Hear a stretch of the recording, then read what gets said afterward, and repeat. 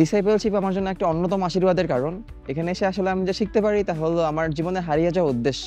যে বিষয়টা আসলে না বললেই নয়, সেই বিষয়টা হলো যে আমরা যেন অন্যের জীবনে সেই একজন বীজ রোপণকারী হিসেবে কাজ করতে পারি। কারণ আমরা জানি যে এখনকার জীবনে অনেকেই অনুর্বর হয়ে পড়েছে। তাদের জীবনকে আমাদের আসলে উর্বরতার মাধ্যমে তাদেরকে আমাদের চাষ করতে হবে এবং তারা যেন ঈশ্বরের রাজ্যের জন্য কাজ করতে পারে।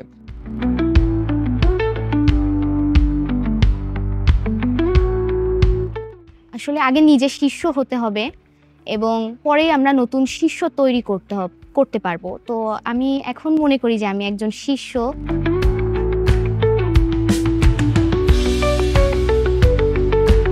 অবশ্যই আমি এই কাজগুলো আমার চার্চ, আমার পরিবার, আমার সমাজে যেন করতে পারি, এটার জন্য আপনারা প্রার্থনা করবেন যেন আমার যে চিন্তা, আমার যে আকাঙ্ক্ষা, ঈশ্বর যেন আমাকে সে মতো সেবা করে।